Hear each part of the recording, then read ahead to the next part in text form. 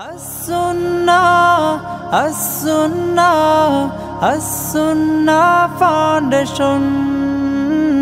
As-Sunnah, As-Sunnah, As-Sunnah Foundation. Assalamu alaikum wa rahmatullahi wa barakatuh. Alhamdulillah, wassalatu wassalamu ala rasulillah wa ala alihi wa ashabihi wa man wala hamma ba'd. সুপ্রিয় দর্শক শ্রোতা ভাই বোন, দেশ কিংবা প্রবাস যে যেখান থেকে দেখছেন, আপনাদের সকলকে সাদর আমন্ত্রণ জানাচ্ছি আস-সুন্নাহ ফাউন্ডেশন স্টুডিও থেকে। আপনারা দেখছেন আস-সুন্নাহ ফাউন্ডেশন আয়োজিত সাপ্তাহিক সরাসরি প্রশ্ন উত্তরমূলক অনুষ্ঠান শরীয়ত সমাধানের 249তম পর্ব। অন্যান্য দিনের মতো আজও ইনশাআল্লাহ তাআলা ঘণ্টা ব্যাপী আপনাদের সঙ্গে থাকছে এবং আপনাদের করা জীবন জিজ্ঞাসার উত্তর কোরআন এবং হাদিসের আলোকে দেওয়ার চেষ্টা করছি। ওমা তৌফিক ইল্লা বিল্লাহ। আপনার যে কোনো জীবন ঘনিষ্ঠ প্রশ্ন বাংলায় সংক্ষেপে এই পোস্টের মন্তব্যের ঘরে লিখুন। আমরা ইনশাআল্লাহ আপনার প্রশ্ন উত্তর দেওয়ার আপ্রাণ চেষ্টা অব্যাহত রাখব। আমাদের লাইভ অনুষ্ঠানটি আপনারা দেখতে পাচ্ছেন আমাদের ভেরিফাইড ফেসবুক পেজে, আস-সুন্নাহ ফাউন্ডেশনের ভেরিফাইড ফেসবুক পেজে, আমাদের ভেরিফাইড ইউটিউব চ্যানেল এবং অন্যান্য পেজ ও চ্যানেল সমূহে একযোগে। প্রিয় দর্শক, আস-সুন্নাহ ফাউন্ডেশনের কোনো আপডেট থেকে থাকলে সেগুলোকে আমরা লাইভের শুরুতে জানিয়ে থাকি। গত 2 সপ্তাহ আমরা ওমরার সফরে থাকার কারণে লাইভ অনুষ্ঠানে নিয়মিত হতে পারিনি, সেজন্য দুঃখ প্রকাশ করছি। আর ফাউন্ডেশনের আপডেট যে বিষয়গুলো আপনাদেরকে জানাবার মতো আছে তা হলো, গত 2 দিন আগে 25শে ডিসেম্বরই আলহামদুলিল্লাহ আস-সুন্নাহ ফাউন্ডেশনের বার্ষিক যে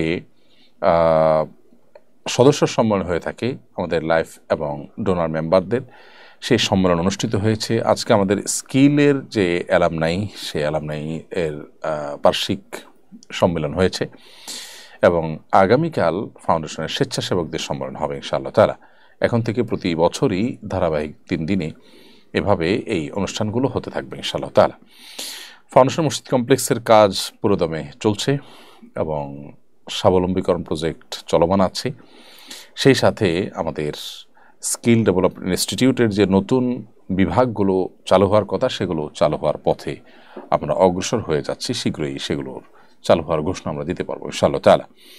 এদিকে বন্যা পরবর্তী পুনর্বাসন কার্যক্রমের অংশ হিসাবে 30 কোটি টাকা ক্ষুদ্র ব্যবসায়ী, কৃষক, বিভিন্ন পর্যায়ের যারা ক্ষতিগ্রস্ত হয়েছেন তাদেরকে মোবাইল ব্যাংকিংয়ের মাধ্যমে এই টাকা তাদের কাছে পাঠানো কমপ্লিট হয়েছে। সে বিষয়ে আমাদের পেজে পোস্টও গেছে। যেটা আমাদের ওয়াদা ছিল তা পূর্ণ হয়ে গেছে আলহামদুলিল্লাহ। এর পাশাপাশি আমরা ফাউন্ডেশনের তরফ থেকে 1500 ঘর নির্মাণ করে দেওয়ার যে কাজ পুনর্বাসনের অংশ হিসেবে, সেটি চলমান আছে। কয়েক মাস সময় লাগবে সেটি সমাপ্ত হতে। চলুন তাহলে আর দেরি না করে যে সমস্ত প্রশ্ন আমাদের কাছে চলে এসেছে ইতিমধ্যে, সেগুলোর উত্তর দেওয়ার পালা আমরা প্রবেশ করি। প্রথমে আমি দেখতে পাচ্ছি, বাংলাদেশ ফার্মেসি কাউন্সিলের নিয়ম অনুযায়ী এমবিবিএস ডাক্তারের প্রেসক্রিপশন ছাড়া ফার্মেসি দোকানদাররা অ্যান্টিবায়োটিক ওষুধ বিক্রি করতে পারবে না, কারণ এটি জনস্বাস্থ্যের জন্য হুমকি স্বরূপ। তা সত্ত্বেও যারা প্রেসক্রিপশন ছাড়া অ্যান্টিবায়োটিক বিক্রি করেন তাদের ইনকাম হালাল হবে কিনা? ইনকাম হালাল হয়ে যাবে, কিন্তু কাজটা অনুচিত হবে। সেটা দৃষ্টিকোণ থেকে একটি ছোট গুনাহ হবে, কারণ আপনি যে কাজটি করছেন সেটি অনুমোদিত নয়, অথচ আপনি অনুমোদনের বাইরে কিছু করবেন না মর্মে সংকল্পবদ্ধ হয়েই আপনি ব্যবসা প্রতিষ্ঠান শুরু করেছেন। তাহলে আপনার কথা রক্ষা হল না। সেক্ষেত্রে শুধু ছোট গুনাহ নয়, কবিরা গুনার দিকেও যেতে পারে। আবার যদি এটি সত্যি কারো স্বাস্থ্যের জন্য হুমকির হয়, কারো বিপদের কারণ হয়, তাহলে সেটি আলাদা গুনাহের কারণ। কিন্তু এর ফলশ্রুতিতে আপনার উপার্জন হারাম হবে না। উপার্জন হারাম হওয়ার জন্য সুনির্দিষ্ট ক্রাইটেরিয়া আছে, মানদণ্ড আছে, তার ভিত্তিতে উপার্জন হারাম হবে। আপনি যদি কারোর জিনিস চুরি করেন, ডাকাতি করেন, কোরআন হাদিসের সরাসরি নিষিদ্ধ কোনো কিছু করেন, তাহলে সেক্ষেত্রে সেটি হারাম উপার্জন হিসেবে বিবেচিত হবে। উপার্জন হালাল, কিন্তু এই হালাল উপার্জন করতে গিয়ে আপনি যদি রাষ্ট্রের কোনো আইন বা কোনো নিয়মকে লঙ্ঘন করেন, তো সে দৃষ্টিকোণ থেকে সেটাও নিষিদ্ধ। তবে সেটার নিষিদ্ধের যে মাত্রা, সেখানে হেরফের আছে। অর্থাৎ আল্লাহ সুবহানাহু ওয়া তাআলা সরাসরি নিষেধ করেছেন, সেই নিষেধাজ্ঞা অমান্য করা, আর রাষ্ট্র মানুষের কল্যাণে যে আইন করেছে, নিয়ম করেছে, যেটার সাথে কোরআন সুন্নাহর কোনো সংঘর্ষ নাই, সেটা লঙ্ঘন করা মাত্রা এক নয়। তবে এটি অপরাধ এবং গুনাহ অবশ্যই। একজন মুসলমান সেটি করতে পারেন না। ভালো মুসলমান হতে গেলে তিনি অবশ্যই এই সমস্ত অন্যায় থেকেও তাকে বেঁচে থাকতে হবে।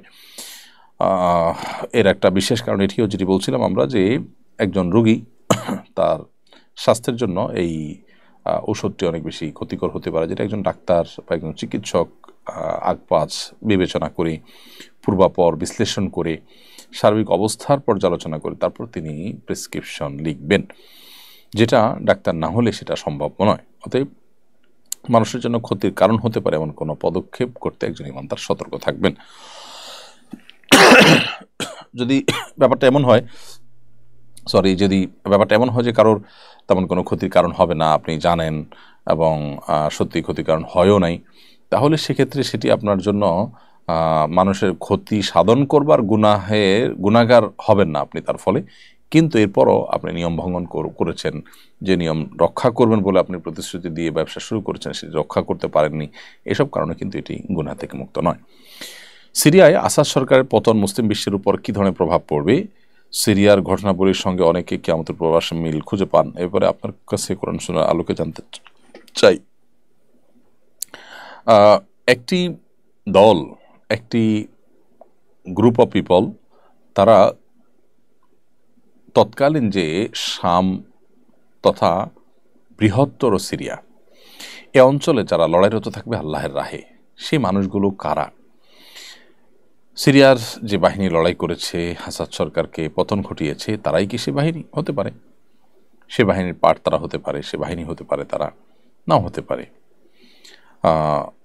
কিয়ামতের আলামত সংশ্লিষ্ট হাদিসগুলোকে ফিটিং করা এটা খুবই জটিল একটি কাজ।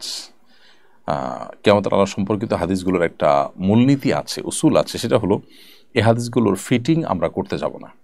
অর্থাৎ কোনো একটা ঘটনা হাদিসে আসছে যে কিয়ামতের আগে এটা ঘটবে, কোনো একটা ঘটনা হলো সুনির্দিষ্ট, আমি বললাম এটাই সেটা ঘটনা, এটাই যে সেটা আমি নিশ্চিত না, হতে পারে অন্য কোনোটা, হতে তার আগে ঘটেছে, হতে আরও পরে ঘটবে। হ্যাঁ, এ বিষয়ে যদি পণ্ডিত বিশেষজ্ঞ ওলামায়ে কেরাম পূর্বাপর বিশ্লেষণ করে মন্তব্য করেন সেটা ভিন্ন বিষয়। আমরা সাধারণ মানুষ মন্তব্য করা কঠিন এক্ষেত্রে, কারণ সেটি ভুল হওয়ার সম্ভাবনা থাকে জোরালো। এই জন্য এই ঘটনার সাথে কিয়ামতের আলামতের সম্পর্কিত নবী সাল্লাল্লাহু আলাইহি ওয়াসাল্লামের যে ভবিষ্যৎবাণীগুলো রয়েছে তার মিল আছে। তো এই মিল খোঁজাটা দর্শনীয় নয়, তবে এ ব্যাপারে বিদগ্ধ এবং সারা বিশ্বের সিনিয়র যে ওলামায়ে কেরাম আছেন তাদের মন্তব্যগুলো হলো সবচেয়ে গুরুত্বপূর্ণ। তো এই বিষয়ে আমার জানা মতে বিশ্বের কোনো বড় ওলামায়ে কেরাম কেউই কিন্তু এটাকে আমরা অনেকে যেভাবে মিলাচ্ছি এভাবে তারা মিলাননি। হ্যাঁ, পূর্বাভাসের অংশ এটা হতে পারে, ব্যাপারটা এরকম অনেকটা। আর আসাদ সরকারের পতন এটি সন্দেহাতীতভাবে একটি জুলুমের পতন, অনেক বড় একটা নির্যাতনের ইতিহাসের পতন। বিধায় মুসলিম বিশ্বের যে সমস্ত শাসকরা তারা জুলুম করেন প্রজাদের উপর, তাদের জন্য এখানে বার্তা রয়েছে, তারা এখনও সতর্ক হওয়ার সময় রয়েছে, তাদের ফিরে আসার সুযোগ রয়েছে।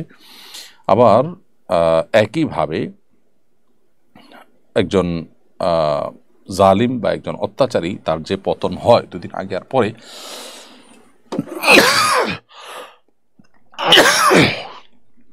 সে বিষয়টি আবারও প্রমাণিত হলো, আবারও প্রকাশিত হলো।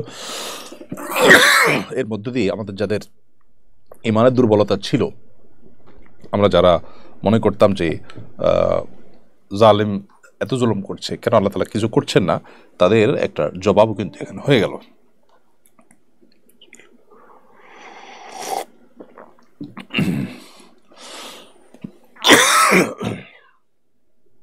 সম্প্রতি সচিবালয়ে আগুন লেগেছে, এতে অনেক ক্ষয়ক্ষতি হয়েছে।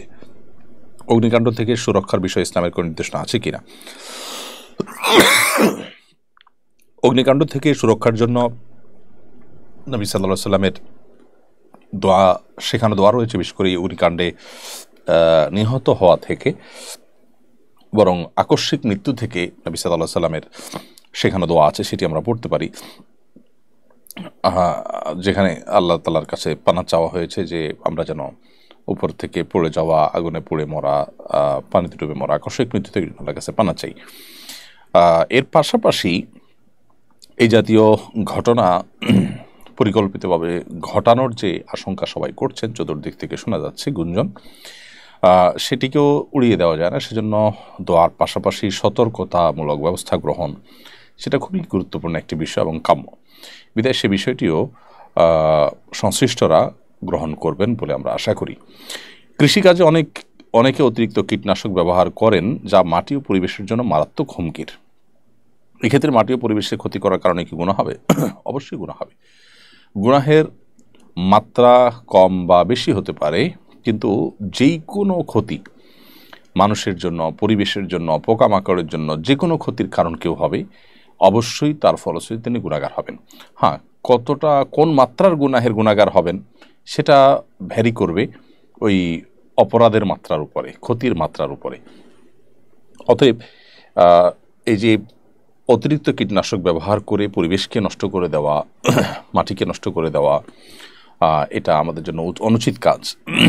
যতটুকু না করলে নয় ততটুকু আমরা ব্যবহার করলাম।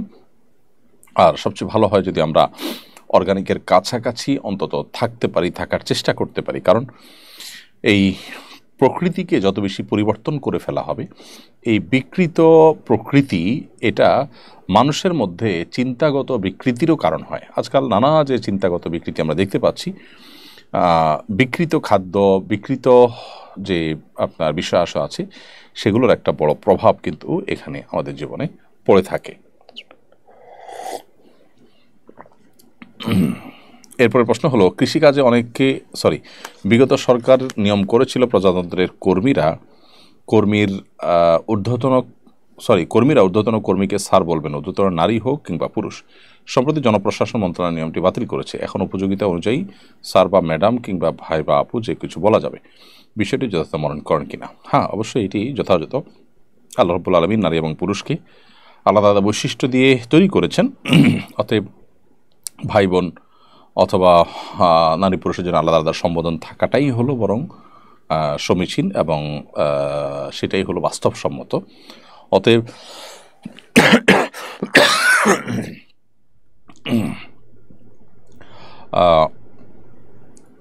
এই পার্থক্য রাখার যে প্রচলনটা, সেটাই অধিকতর আমার কাছে যুক্তিযুক্ত মনে হয়। আল্লাহ আলাম সব। তবে ইসলামী শরিয়া যে আমাদেরকে জীবন ব্যবস্থা দিয়েছে, এখানে মূলত কাউকে প্রভুর মতো আচরণ করতে নিষেধ করে, আবার কাউকে প্রভুর জায়গায় বসাতে নিষেধ করে। আজকাল আমাদের অফিস আদালতগুলোতে দেখা যায় যে অনেকটা সেরকম আচরণ, সেরকম হাবভাব, বিশেষ করে পশ্চিমাদের সেখানে যে কালচার রয়েছে, সে কালচার এখনও আমাদের সমাজে আছে। সেখানে অনেকখানি এরকম একটি ভাব সেটা নানাভাবে প্রকাশ করা হয়। তো এগুলো ইসলামী শরিয়ার দৃষ্টিকোণ থেকে কোনো প্রশংসনীয় বিষয় নয়। এরপরে প্রশ্ন হলো, কবর থেকে লাশ স্থানান্তরের পর পূর্বের কবরের স্থানে কিছু করা যাবে কিনা? বাড়িঘর তোলা কিংবা কৃষি কাজ করার অনুমোদন আছে কি নেই? যদি কোনো কারণে লাশ স্থানান্তর করা লাগে, ধরুন কারোর জমিতে অনুমতি ছাড়া কবরস্থ করা হলো, এখন যার জমিতে কবরস্থ করা হলো তার জমি তাকে বুঝিয়ে দেওয়ার প্রয়োজনে লাশ স্থানান্তর করে কবরস্থানে দাফন করা হলো, তাহলে এই জমির উপরে এখন ঘর বাড়ি যে কোনো কিছু তোলা যাবে, তাতে কোনো অসুবিধা নেই। এরপরে প্রশ্ন করেছেন নীলুফার জাহান চৌধুরী, আপনি লিখেছেন, আমি হজে যেতে চাই, ছেলেকে সাথে নিয়ে যেতে চাইছি। আমার হাজব্যান্ড আগে হজ করেছেন, এখন বলছেন তাকে না নিয়ে গেলে আমার হজ হবে না, এই জন্য তাকে টাকা দিয়ে হজে নিয়ে যেতে হবে, না হলে আমি দোজখে যাব, আমার করণীয় কি? বোন নীলুফার, আপনার স্বামীর এই কথা সঠিক নয় যে তাকে না নিয়ে গেলে আপনি জাহান্নামে যাবেন বা দোজখে যাবেন, এটা সঠিক নয়। কারণ হলো, আপনার উপরে যে হজ ফরজ হয়েছে, সেই ফরজ হজ আদায়ের জন্য যে কোনো মাহরাম সাথে রাখলেই হবে। আপনার ছেলে যদি মাহরাম হিসাবে চলে যান, তাহলে সেক্ষেত্রে সেটা কিন্তু যথেষ্ট। এর পাশাপাশি আপনার হাজব্যান্ড তিনি যদি সাথে যান, তাতেও কিন্তু চলবে। ব্যাপারটা এরকম যে আপনার পুরুষ মাহরাম হিসাবে আপনি যে কাউকে নিতে পারেন, কাকে সাথে নেবেন সেটা একান্ত আপনার ব্যাপার। ছেলে হোক স্বামী হোক, দুজনে যেহেতু পুরুষ মাহরাম, সো যে কোনো একজনকে আপনি সাথে নিয়ে গেলেই কিন্তু আপনার হজ আদায় হয়ে যাবে। স্বামীকেই নিতে হবে, না হলে আপনার হজ হবে না, এ কথা সঠিক নয়। আপনার স্বামী এরকম কথা বলে থাকলে সেটি ভুল কথা এবং ভুল বক্তব্য তার। এরপরে প্রশ্ন হলো এমডি সাগর আহমদ, আপনি লিখেছেন, পাপ মুক্ত থাকবো কিভাবে? অন্তরকে পরিষ্কার উপায়গুলো বলবেন। ভাই সাগর আহমদ, পাপ মুক্ত থাকার প্রচেষ্টা আপনার মধ্যে আছে, এটি দেখে আপনাকে আমি সাধুবাদ জানাচ্ছি। সেই সাথে বলবো, পাপমুক্ত থাকার জন্য আসলে পরিপূর্ণ পাপমুক্ত থাকা তো সম্ভব নয়, কিন্তু পাপমুক্ত থাকার চেষ্টা তো আমাদের করতে হবে।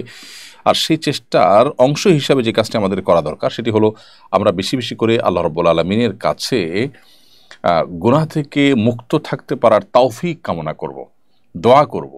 আল্লাহ যেন আমাদেরকে হেদায়েতের উপর রাখেন, আমরা যেন গুনাহ থেকে মুক্ত থাকি। যেমন আল্লাহুম্মা আতি নাফসি তাকওয়াহা ওয়া যাক্কিহা ওয়া আনতা খায়রু মান যাক্কাহা, এটি নবী সাল্লাল্লাহু আলাইহি ওয়াসাল্লামের শেখানো একটি দোয়া।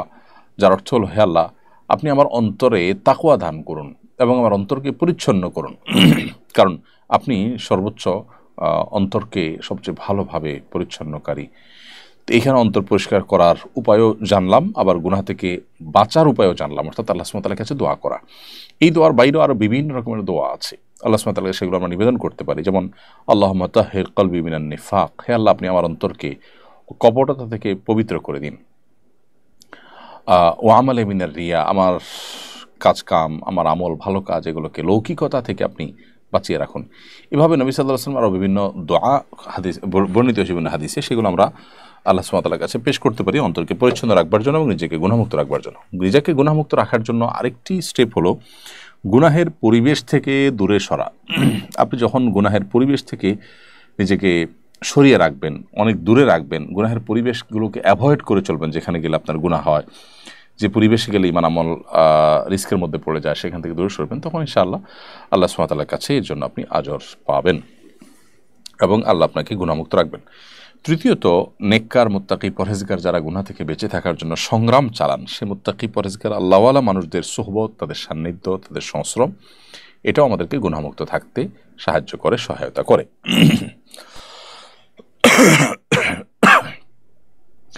শামীম আহনাফ আপনি লিখেছেন, আসছে 31st নাইট, সে বিষয়ে আমাদের করণীয় কি এবং আমরা কিভাবে এই অনাচার থেকে রক্ষা পাব? ভাই শামীম আহনাফ, 31st নাইট এটির সূচনা বা একেবারে শুরু হয়েছিল অগ্নিপূজক বা পেগানদের কাছ থেকে। ইরান থেকে এটি শুরু এবং তখনকার অগ্নিপূজকরা নৈরোজ বা নওরোজ নামে, নতুন দিন, বছরের প্রথম দিন নামে তারা উৎসব করত।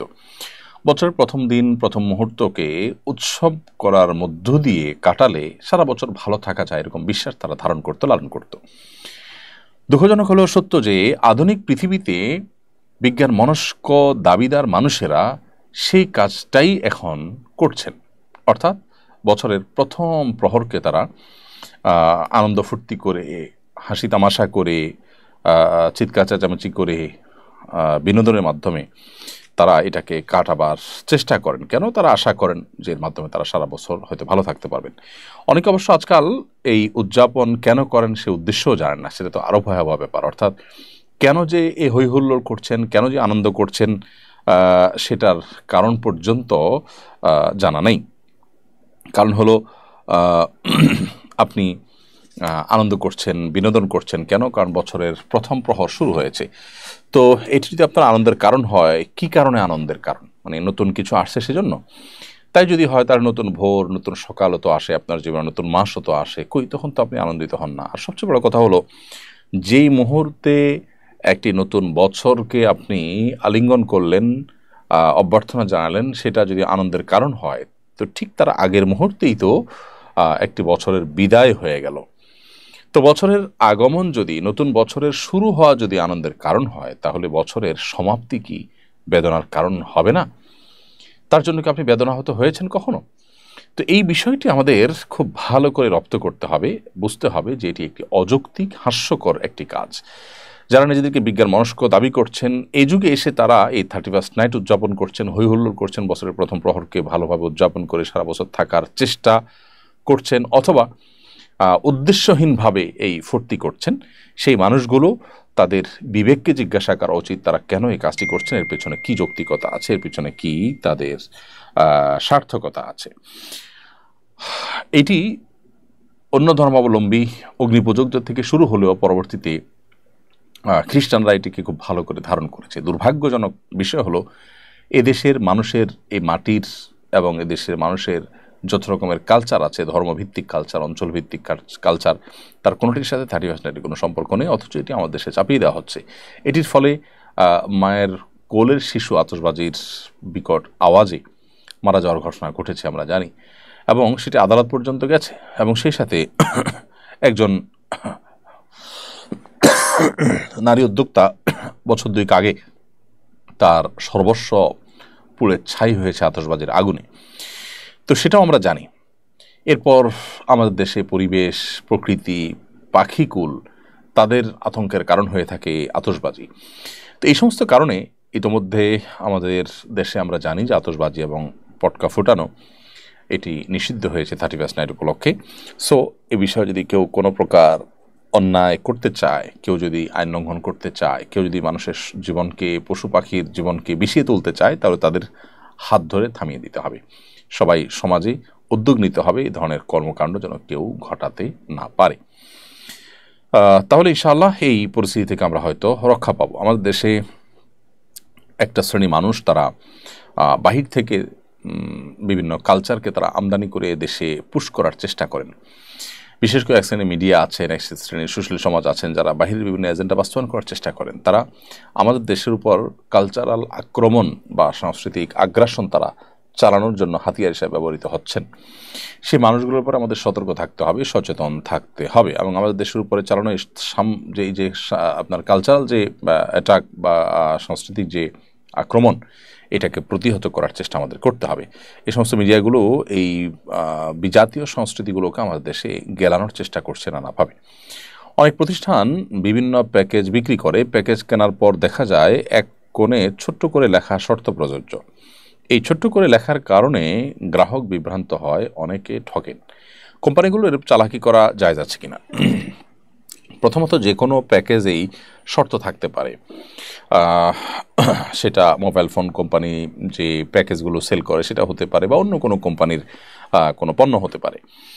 প্যাকেজ হোক বা কোনো পণ্য হোক, এটা বিক্রির ক্ষেত্রে, বিশেষ করে প্যাকেজের ক্ষেত্রে যে শর্ত দেওয়া হয়ে থাকে, আমি মোবাইল ফোন কোম্পানির প্যাকেজগুলোর কথা বলছি, সেখানে যে শর্ত দেওয়া হয়ে থাকে এটা অস্বাভাবিক নয়। কিন্তু শর্তটাকে ছোট্ট করে এমনভাবে এত দূরে লেখা যে ওটা কারোর নজরে পড়ল না। পরবর্তীতে তিনি শর্ত আছে দেখে বিভ্রান্ত হলেন এবং শর্ত থাকার কারণে তিনি সুবিধা থেকে বঞ্চিত হলেন। তাহলে এরকম করাটা তো প্রতারণা। ইচ্ছাকৃতভাবে এই ধরনের শর্ত প্রযোজ্য লেখাটাকে হাইড করা, দূরে রাখা, ছোট্ট করে দেওয়া, এগুলো প্রতারণার অংশ। আর এরকম প্রতারণা করলে সেটি কবিরা গুনাহ হবে। মান গাশশা ফালাইসা মিন্না, নবী সাল্লাল্লাহু আলাইহি ওয়াসাল্লাম বলেছেন যে ব্যক্তি কাউকে প্রতারিত করে সে আমার উম্মত নয়। অতএব একজন মুসলমান কখনো এই ধরনের প্রতারণা করবেন না। তিনি প্রতারণা থেকে নিজেকে বাঁচাবেন, অন্যদেরকে বাঁচাবেন এবং সতর্ক থাকবেন। এটা আমাদের কর্তব্যের অংশ। তবে যেটি বলছিলাম যে এই ধরনের পণ্য বেচার ক্ষেত্রে, কেনার ক্ষেত্রে আপনার শর্ত দেওয়া বা শর্তর ভিত্তিতে কেনা, এটা মৌলিকভাবে নাজায়েজ নয়। তবে হ্যাঁ, সাধারণ যে কোনো পণ্য বিক্রি করার ক্ষেত্রে কিছু কিছু শর্ত আছে যেগুলো নাজায়েজ। এই জন্য নবী সাল্লাল্লাহু আলাইহি ওয়াসাল্লাম বলেছেন, নাহা রাসূলুল্লাহ সাল্লাল্লাহু আলাইহি ওয়াসাল্লাম আন বাই'আন ওয়া শারতিন। রাসূল আকরাম সাল্লাল্লাহু আলাইহি ওয়াসাল্লাম বেচা কেনা করা আবার শর্ত দেওয়া এটা থেকে নিষেধ করেছেন। বিধায় যে কোনো পণ্য আপনি কিনলেন, বিক্রি করলেন এবং সেখানে শর্ত আরোপ করে দিলেন যে এতদিন আমি ব্যবহার করব, তারপর আপনি নেবেন ইত্যাদি, এই জাতীয় শর্ত গ্রহণযোগ্য নয়। তবে হ্যাঁ,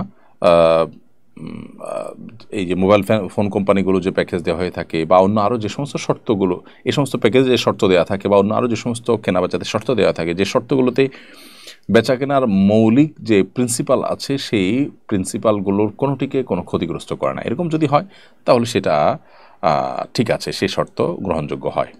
মোদ্দা কথা হলো, গোপনে বা ছোট্ট করে শর্ত প্রযোজ্য লেখাটা এটা কখনো কখনো প্রতারণার শামিল, এবং এর ফলশ্রুতিতে একজন মানুষ তিনি শর্ত প্রযোজ্য লিখেও শর্তকে হাইড করার কারণে তিনি গুনাহগার হবেন। কিছুদিন আগে একজন ধর্মীয় বক্তা মাহফিলের মঞ্চে বিদেশি এক নায়িকার শারীরিক সৌন্দর্য বর্ণনা দিয়েছেন। শরীরের দৃষ্টিকোণ থেকে এটা কতটুকু সমীচীন, এই বিষয় নিয়ে আর নতুন করে আসলে আলাপ না করলে আমার মনে হয় চলে, কারণ ইতিমধ্যে সেই ব্যক্তি তার ভুল তিনি স্বীকার করেছেন এবং সেই সাথে তিনি যে পরিপূর্ণভাবে স্বাভাবিক নন, নানা কারণে তিনি মানসিকভাবে পর্যুদস্ত, সে কারণে এ ধরনের বিষয় তার মুখ থেকে চলে এসেছে, সেটি তিনি উল্লেখ করেছেন বা ইঙ্গিত দিয়েছেন। অতএব এটা নিয়ে আমরা আর মনে হয় আলোচনা না করলেও চলে, বা এটাকে আমরা ক্ষান্ত দিতে পারি। সেই সাথে তিনি সহ অন্যান্য বক্তা ভাইয়েরা, ওলামা ইকরাম যারা আছেন, তাদেরকে আমরা বলতে চাই যে এত বেশি প্রোগ্রাম আমাদের করা উচিত নয়, যে প্রোগ্রামগুলো আসলে আমাদের অনেক বেশি প্রস্তুতি নিয়ে যথেষ্ট শারীরিক এবং মানসিক রিফ্রেশমেন্ট এর সাথে করার সুযোগ হয় না। সে ধরনের প্রোগ্রামগুলো আমাদের যথাসম্ভব কমে দেওয়া উচিত। অর্থাৎ প্রোগ্রামের পরিমাণ বাড়ালাম কিন্তু মান কমে গেল, আমরা ভাবার সুযোগ পেলাম না, পড়ালেখা করার সুযোগ পেলাম না, মানসিকভাবে প্রেশার থেকে একের পর এক প্রোগ্রাম করলাম, এটা করা উচিত নয়। তাহলে এরকম ভুলভাল কথা বের হবে, যার মাধ্যমে উম্মাদ বিভ্রান্ত হতে পারে, ক্ষতিগ্রস্ত হতে পারে। এমডি শিহাব লিখেছেন, আমি সূচিবায়ুর রোগে আক্রান্ত। আমি যখন বই ধরি তখন আমার মনে হয় আমার হাতে ধুলো ময়লা থাকার কারণে বই আমাকে বদদোয়া দিবে। আমার প্রশ্ন হলো, বই কি আসলে দোয়া করতে পারে না? বইয়ের কোনো দোয়া বা দোয়া নেই। আপনার এই সূচিবায়ুটার কোনো মানে নাই, বা এটাকে পাত্তা দেওয়ার কোনো কারণ থাকতে পারে না। বই আপনাকে কখনো দোয়া বা দোয়া দিতে পারে না। সূচিবায়ুর এই রোগটা থেকে মুক্তির জন্য আপনার যে কাজটি করতে হবে তা হলো আপনাকে ইগনোর করতে হবে। ইগনোর হলো এর ঔষধ। যত বেশি আপনি ইগনোর করবেন, যত বেশি আপনি এটাকে আপনি এড়িয়ে চলবেন, তত বেশি আল্লাহ তাআলা আপনাকে মুক্তি নসিব করবেন। এর বাইরে ওয়াসওয়াসার রুকিয়া নামে আপনি অনলাইনে বা প্লে স্টোরে বা ইউটিউবে সার্চ দিলে অনেক পাবেন, রুকিয়ার বিভিন্ন ভিডিও পাবেন। সেই রুকিয়ার ভিডিওগুলো যদি আপনি মনোযোগের সাথে শুনেন, শ্রবণ করেন, আশা করা যায় আল্লাহ তাআলা আপনাকে এই রোগ থেকে মুক্তি দান করবেন। এছাড়া ভালো কোনো রাকির শরণাপন্ন আপনি হতে পারেন, মানসিক কোনো ডাক্তার আপনি দেখাতে পারেন। সাইয়েদা বদুর রাশিদ বিডি পুরো নামটা বোঝা যাচ্ছে না, বিডুর রাশিদ এরকম কি জানি নামটা। আপনি ইউটিউব চ্যানেল আপনি লিখেছেন, আমাদের একটা ছেলে একটা মেয়ে ছিল, মেয়েটাকে বিয়ে দিয়েছিলাম, জামাই তাকে গলা টিপে মেরে ফেলেছে, ছেলেটা স্ট্রোকে মারা গেছে, আমার ভাই বোন আছে, আমি চাইছি আমার সম্পত্তির কিছু অংশ ভাই বোনকে দিয়ে বাকিটা হিজ মাদ্রাসা ইতিমখানা দিয়ে দিতে, এটা শরীয়ত সম্মত কিনা? বোন সাইদা, আল্লাহ তাআলা আপনার প্রতি রহম করুন। আপনার পরিবারে যে প্যাথেটিক ঘটনার কথা শুনলাম, যে ছেলে মেয়ে দুজনকে আল্লাহ দুনিয়া থেকে নিয়ে গেছেন, এবং ভাই বোন আছে, আপনার স্বামী আছে কিনা সেটা অবশ্য আমরা জানি না। তো এরকম পরিস্থিতিতে আপনি আপনার সম্পদের কিছু অংশ এতিমখানা, মাদ্রাসা বা যেখানে খুশি আপনি সেখানে এখনই দান করে দিতে পারেন, সেটা নিয়ে শরীয়তের কোনো বিধিনিষেধ নেই। তবে কিছু অংশ আপনি রেখে যাওয়া উত্তম, যেটা আপনার মৃত্যুর পর আপনার ওয়ারিস যারা যারা আছেন তাদের মধ্যে ভাগ বন্টন হবে। তবে ভাই বোন তারা যেহেতু ওয়ারিস হন, আপনার স্বামী আছে কিনা আমি জানি না, আপনার স্বামী যদি ওয়ারিস হয়ে থাকে তাহলে তাকে বঞ্চিত করে শুধু ভাই বোনকে দিলেন আর দান করে দিলেন, সেটা জায়েজ হবে না। আর তাছাড়া ওয়ারিস হলে ওয়ারিসদেরকে কিন্তু ওসিয়ত করা যায় না, দান করা যায়। আপনি ভাই বোনরা বেঁচে আছেন বা স্বামী বেঁচে আছেন, তাদেরকে গিফট করলেন, যে কোনো অংশ সম্পদ এটা দিতে পারেন। তাহলে মোদ্দা কথা হলো যে আপনার সম্পদের কিছু অংশ ভাই বোনকে বা স্বামীকে, আপনার ওয়ারিসদেরকে দান করে দিলেন, গিফট করে দিলেন, আর বাকিটা আপনি দান করে দিলেন মসজিদ মাদ্রাসা বা কোনো জায়গায়, এটা জায়েজ আছে, কোনো অসুবিধা নেই। মোহাম্মদ আশিক মডেল আপনি লিখেছেন, সৌদি থেকে বলছি, এখানে ইমামের সূরা ভুল হলে পেছন থেকে মুক্তাদি বলে দেয়, তবুও সেও দেয় না, এতে নামাজ হবে কিনা? সূরার যদি ভুল হয় আর ভুলটা যদি পেছন থেকে কেউ ধরে দেন, তাহলে তার কারণে সিজদায়ে সাহু দিতে হয় না। এটা সব ইমামদের মতোই একমত, এটা সঠিক আছে। অর্থাৎ আমাদের দেশি ইমাম সাহেবরাও যদি নামাজের পেছনে লোকমা দেন, কেরাতের লোকমা, অর্থাৎ সূরা কেরাতে ভুল হয়েছে সে লোকমা দিয়েছেন, তাহলে এর ফলশ্রুতিতে কিন্তু সিজদায়ে সাহু প্রযোজ্য হয় না। সিজদায়ে সাহু প্রযোজ্য হয় তখন যখন কোনো ওয়াজিব ছুটে যায়। তো সূরা কেরাতে ভুল হলে কোনো ওয়াজিব তরক হয় না বা ওয়াজিব ছুটে না, বিধায় এখানে সিজদায়ে সাহু প্রযোজ্য নয়। সুতরাং আপনি সৌদি আরবের যেটি দেখতে পাচ্ছেন সেটি সম্পূর্ণ সঠিকই আছে। এমডি সিয়াম লিখেছেন, একজন বলেছেন, তুমি 10 কিলোমিটার সাইকেল চালিয়ে যেতে পারলে তোমাকে 1000 টাকা দেব। 10 কিলোমিটার সাইকেল চালিয়ে এই টাকা নেওয়া জায়েজ হবে কিনা? একপক্ষীয় এ ধরনের পুরস্কার দেওয়া না জায়েজ নয়। কেউ যদি বলেন যে তুমি এই কাজটি করলে, অ্যাচিভ করতে পারলে, তোমার বীরত্ব, বাহাদুরি বা শক্তিমত্তা দেখাতে পারলে তোমাকে পুরস্কার স্বরূপ এটা আমি দেব, দিতে পারেন। এই দেওয়া নেওয়া জায়েজ আছে। এখানে যদি বাজি ধরাধরি ব্যাপার হতো যে আমি যেতে পারলে তুমি দিবা আর আমি যেতে না পারলে আমি দিব, তাহলে সেক্ষেত্রে সেটা জুয়ার মধ্যে পড়তো এবং সেটা নাজায়েজ এবং গুনাহ হতো। যেহেতু এক পক্ষ পুরস্কার দিচ্ছে, যেতে পারলে পুরস্কার পাবে, আর যেতে পারলে নাই, এটা গ্রহণ করা জায়েজ আছে। ব্যাপারটা এরকম যে কোনো ভালো কাজ বা যে কোনো কাজ কাউকে করতে দিয়ে সে কাজটা করলে তার জন্য বিনিময় দেওয়া বা প্রণোদনা দেওয়া বা পুরস্কার দেওয়া, এটা জায়েজ আছে, কোনো অসুবিধা নেই। আমার স্বামী দুশ্চরিত্র, পরকীয়া করে, তার প্রতি আমার ঘৃণা চলে এসেছে, তার সঙ্গে এক বিছানায় থাকতেও আমার ঘৃণা লাগে, কিন্তু আমি ডিভোর্স দিয়ে তার থেকে আলাদা হতেও চাই না। এখন আমি রাতে ভিন্ন রুমে থাকি এবং তাকেও ভিন্ন রুমে রাখি, এটা আমার জন্য জায়েজ হবে কিনা? দেখুন, স্বামীর প্রতি স্বামী অন্যায় করলে, অপরাধ করলে তার প্রতি ঘৃণা চলে আসাটা তো শোনীয় নয়।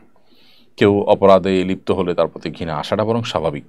অতএব এই ঘৃণার বোধ থেকে আপনি আলাদা থাকছেন, আলাদা রাখছেন, এটা মৌলিকভাবে দোষণীয় নয়। তবে এভাবে আপনি দীর্ঘদিন পর্যন্ত তার সাথে সংসার করবেন আর দুজন দুই বিছানা থাকবেন, এমনটি করার সুযোগ নেই। কারণ এমনটি যদি আপনি করেন তাহলে সেক্ষেত্রে আপনার স্বামীর সাথে স্বামীর যে হক আছে সেটি নষ্ট হবে।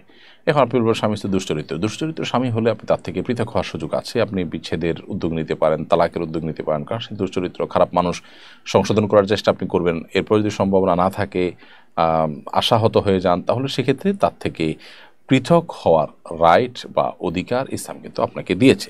কারণ দুশ্চরিত্র মানুষের সাথে সারা জীবন আপনাকে কাটতে ইসলাম বাধ্য করেন। বিধায় আপনি যতদিন থাকবেন ততদিন স্বামী স্ত্রী সুলভ সম্পর্ক রক্ষা করেই চলবেন, আর অভিমান একটা পর্যায় পর্যন্ত আপনি করতেই পারবেন, যেমনটি বলছিলাম। কিন্তু সেটা চিরকাল আপনি এরকম করতে থাকবেন, দীর্ঘদিন এরকম করে থাকবেন, সেরকম করার সুযোগ কিন্তু নেই। আর এর বাইরে আপনি তার সাথে তার বনিবনা হচ্ছে না বা সেই সংশোধন হচ্ছে না, সেজন্য আপনি বিচ্ছেদের উদ্যোগ নিতে পারেন। আর যদি সে তার অপকর্মে লিপ্ত হয় এরপরও আপনি তার সাথে থাকেন, এর ফলে কিন্তু আপনার গুনাহ হবে না। অর্থাৎ আপনি যদি একসাথে থাকেন, একই কক্ষে থাকেন, শারীরিক সম্পর্ক করেন, তাহলে একজন খারাপ মানুষ তাকে আপনি স্বামী হিসাবে তার সাথে সুসম্পর্ক বজায় রাখছেন, এই জন্য আপনি গুনাহগার হবেন, ব্যাপারটা সেরকম না। কারণ স্বামী স্ত্রী সুলভ সম্পর্ক যতদিন পর্যন্ত আপনাদের মধ্যে বৈবাহিক সম্পর্ক আছে, ততদিন পর্যন্ত সেই সম্পর্ক বজায় রাখাটা বরং স্বাভাবিক। হ্যাঁ, ঘৃণা থাকাটা তার অপরাধের কারণে সেটা অস্বাভাবিক নয়, সেটা আপনার বরং ইমানের দাবি, সেটাও আপনি করবেন। পাশাপাশি স্ত্রী সুলভ দায়িত্ব আপনি পালন করবেন যদি তার অধীনে আপনি থাকতে চান। আর যদি মনে হয় যে না, তার সংশোধনের আশা করা যায় না, আমি পৃথক হয়ে যেতে চাই, তাহলে সেই উদ্যোগ আপনি নিতে পারেন। বাড়ির মালিকের অনুমতি ছাড়া বাড়ির দেয়ালে মাহফিলে পোস্টার লাগানো যাবে কিনা? কোনো বাড়ির মালিকের দেয়ালে পোস্টার লাগাতে যদি মনক্ষুণ্ণ হন, অসন্তুষ্ট হন, তাহলে সেখানে তাকে ইগনোর করে পোস্টার লাগানো যাবে না, কারণ এতে তার হক নষ্ট হবে। আরেকজনের জায়গাতে তার অনুমতি ছাড়া এই ধরনের কাজ করা যায় নয়, যেটা আজকাল আমরা অহরহ করি। অনেক সময় ওয়াজ মাহফিলে পোস্টার এরকমভাবে লাগায়, যেটা অনুচিত। প্রিয় দর্শক, দেখতে দেখতে অনুষ্ঠানের ঠিক মাঝামাঝি এসে আমরা পৌঁছেছি। সময় হয়েছে ছোট্ট একটি বিরতিতে যাওয়ার। বিরতির পর আবার আমরা ফিরে আসছি ঈশ্বরের সমাধান অনুষ্ঠানে। আশা করছি আমাদের সঙ্গেই থাকবেন ইনশাআল্লাহ তাআলা। কুরআন মানব জাতির মুক্তির সনদ, কোরআন আমাদের গাইডবুক। অথচ সমাজের খুব কম মানুষই কোরআন বোঝেন বা বোঝার চেষ্টা করেন। বছর জুড়ে কোরআন চর্চার লক্ষ্যে শুরু হলো আস-সুন্নাহ ফাউন্ডেশনের যাবৎকালের সর্ববৃহৎ প্রতিযোগিতা কোরআন বর্ষ। 2024 রমজান থেকে 2025 রমজান পর্যন্ত 6 ধাপে অনুষ্ঠিত হতে যাচ্ছে আল কুরআনুল কারীম পাঠ ও প্রতিযোগিতা। বিজয়ীদের জন্য থাকছে 3টি উমরাহ, 1টি কম্পিউটার, 5টি ব্যক্তিগত লাইব্রেরি, 6টি কিন্ডেল রিডার সহ 15 লক্ষ টাকার মূল্যবান সব পুরস্কার। আল্লাহ সুবহানাহু ওয়া তাআলা আমাদেরকে ভালো কাজে একে অন্যের সঙ্গে প্রতিযোগিতায় অবতীর্ণ হওয়ার নির্দেশ করেছেন। সুতরাং আসুন কোরআন চর্চার এই মহা আয়োজনে, কোরআনের এই বিশাল প্রতিযোগিতায় সামিল হয়ে নিজেদেরকে কোরআনের জ্ঞানে সমৃদ্ধ করি, জীবনকে করি কোরআনময়। পার্থিব সমস্ত মহামূল্যবান পুরস্কার জেতার পাশাপাশি আল্লাহ সুবহানাহু ওয়া তাআলার কাছ থেকে অফুরন্ত বিনিময় লাভের এই সুযোগটি যেন আমাদের কারোর হাতছাড়া না হয়। তাহলে আর দেরি নয়, শুরু করুন এখনই কোরআন বর্ষ, বছরব্যাপী কোরআন চর্চার এক অনন্য আয়োজন। আস-সুন্নাহ ফাউন্ডেশন, উম্মার স্বার্থে, সুন্নাহর সাথে। বিরতির পর আবারও স্বাগতম জানাচ্ছি ঈশ্বরের সমাধান অনুষ্ঠানে। আপনারা দেখছেন আস-সুন্নাহ ফাউন্ডেশনের স্টুডিও থেকে আয়োজিত সরাসরি প্রশ্ন উত্তরমূলক অনুষ্ঠান শরীর সমাধানের 249তম পর্ব। বিরতির আগে আমরা অনেকগুলো প্রশ্নের উত্তর দিয়েছি। বিরতির পর আমি দেখতে পাচ্ছি যে প্রশ্নগুলো আমাদের সামনে আছে। তোমাদের একটা হলো, বিয়ে করার ক্ষেত্রে কোনটার প্রাধান্য থাকা ভালো? নিজের পছন্দের মেয়েকে বিয়ে করা নাকি পরিবারের পছন্দের কোনো মেয়েকে বিয়ে করা? এটা আসলে প্রশ্নটি এভাবে না করে আমরা এভাবে বলতে পারি বা এভাবে বলা উচিত যে আমরা বিবাহ করার ক্ষেত্রে কি দেখে বিবাহ করব। কারণ নবী করিম সাল্লাল্লাহু আলাইহি ওয়াসাল্লাম এই বিষয়ে যে হাদিস বলেছেন সেটা অনেকটা এরকম যে বিভিন্ন কিছু দেখে তো মানুষকে বিবাহ করে। 4টি বিষয় দেখে সাধারণত বিবাহ করা হয়। ফাজফার বিজাতির দিন, তোমরা ধার্মিকতা দেখে বিবাহ করে বিবাহে তুমি জয়ী হওয়ার চেষ্টা করো বা জেতার চেষ্টা করো, সফল হওয়ার চেষ্টা করো। তো এখানে বিবাহে দিনদারিতা বা ধার্মিকতা দেখতে হবে। নিজের পছন্দের মেয়েটা যদি ধার্মিক বেশি হয়, পরিবারের পছন্দের মেয়েটা ধার্মিক কম হয়, তাহলে সেক্ষেত্রে নিজের পছন্দকে প্রাধান্য দিবেন। আর যদি পরিবারের পছন্দের মেয়েটা বেশি ধার্মিক হয়, দিনদার হয় নিজের পছন্দের মেয়ের চাইতে, তাহলে সেক্ষেত্রে সেটাকে প্রাধান্য দিবেন। অর্থাৎ এখানে পাত্রী দেখবেন পছন্দ কার সেটা বিবেচ্য নয়, বিবেচ্য হলো পাত্রীর অবস্থা। তামান্না ইসলাম আপনি লিখেছেন, নাপাক শুকনা জায়গায় ভিজা হাত বা কাপড় লাগলে কি নাপাক হয়ে যাবে? কোনো কাপড়ে নাপাক লেগেছে, কোনো শরীরে নাপাক লেগেছে, কোনো জায়গায় নাপাক লেগেছে, সেখানে ভিজা হাত যদি লাগে আর ভিজা হাতের যে ভিজা ভাব বা তার যে পানি সেটা লেগে যদি ওই কাপড় বা জায়গা থেকে নাপাকির কোনো আলামত উঠে আসে, অর্থাৎ সে ভিজা হাতে দুর্গন্ধ বা দৃশ্যমান নাপাকি যদি উঠে আসে তাহলে সেটা নাপাক হবে। আর যদি সেরকম কোনো আলামত না আসে তাহলে নাপাক হবে না। আল্লাহর কাছে বিপরীত লিঙ্গের প্রতি আকর্ষণ কমানোর দোয়া করা যাবে কিনা? কিভাবে বিপরীত লিঙ্গের আকর্ষণ কমানো যায়? বিপরীত লিঙ্গের প্রতি আকর্ষণ কমার দোয়া কেন করবেন? আকর্ষণ কমা বা আকর্ষণ না থাকা এটা তো অসুস্থতা। আপনি আপনি পর্দাহীনতা থেকে মুক্তির জন্য নিজেকে পরিচ্ছন্ন রাখবার জন্য আল্লাহর কাছে দোয়া করবেন যে আল্লাহ আমার মনের ভিতরে যেন পরনারীদের প্রতি বাজে চিন্তা না আসে বা দৃষ্টিকে যেন আমি হেফাজত করতে পারি, আপনি সেই দোয়া করবেন। আপনি নিজের কোনো শক্তি বা নিজের কোনো সামর্থ্যকে নষ্ট হওয়ার দোয়া আপনি আল্লাহ তাআলার কাছে করবেন না। আর যদি এখানে আকর্ষণ কমানো বলতে আপনি নিজেকে নিয়ন্ত্রণ করা বোঝেন তাহলে ঠিক আছে, সে অর্থে তো আপনি দোয়া করতেই পারেন। ইসলাম ধর্ম, এই আইডি থেকে আপনি লিখেছেন, আমার বাবা মা আমার 3 বোনকে বেশি প্রাধান্য দেয়, আমার সাথে তারা তেমন কথাও বলে না, আমাকে সবসময় তুচ্ছ-তাচ্ছিল্য করে, এতে কি তাদের অপরাধ হচ্ছে না? যদি বাস্তবে এমনটি হয়ে থাকে যেমনটি আপনি বলেছেন তাহলে অবশ্যই অপরাধ হবে, কিন্তু অনেক সময় এটি আমাদের মানসিক একটা সমস্যা বা প্রবলেম হয়ে থাকে যে আমরা মনে করি যে অন্যদেরকে প্রাধান্য দিচ্ছে, আমাকে দিচ্ছে না। আসলে বাস্তবতাটা সেরকম নয়। এরকম হয় বিশেষ করে যাদের সাথে কম্পিটিশন আছে বা যাদেরকে কম্পিউটার মনে করা হয়, এরকম ব্যক্তিদের ক্ষেত্রে এই ধরনের মনে হওয়াটা এটা অস্বাভাবিক নয়, এরকমটি মাঝে মধ্যে মানুষের মনে হয়।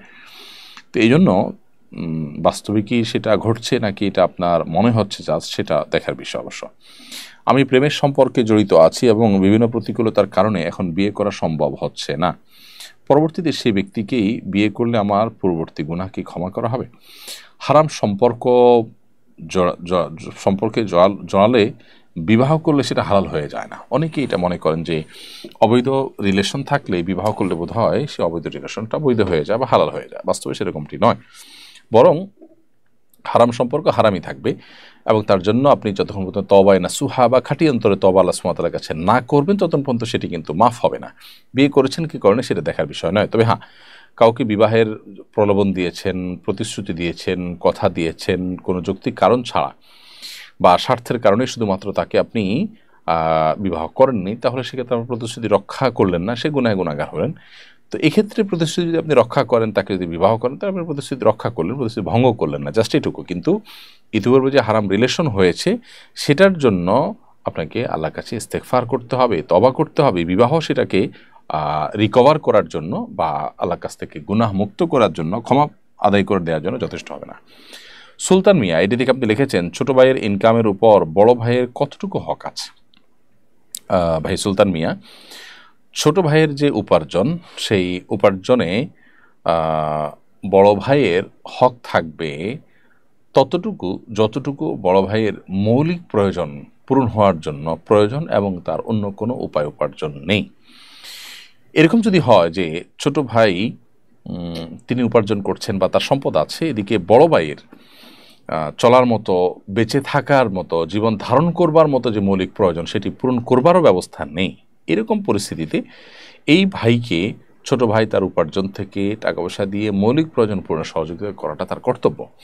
আর যদি বড় ভাই তার মৌলিক প্রয়োজন, বেঁচে থাকার জন্য যা দরকার হয়, অন্ন, বস্ত্র, বাসস্থান, একেবারে যা না হলে নয়, সেটা ব্যবস্থা তার আছে, হ্যাঁ, এক্সট্রা বা উপরি বা একটু ভালোভাবে চলার ক্ষেত্রে তিনি ছোটো ভাইয়ের সহযোগিতা প্রত্যাশা করেন, তাহলে এইটা বড় ভাইয়ের প্রাপ্য নয় এবং ছোটো ভাইয়ের কর্তব্য নয়।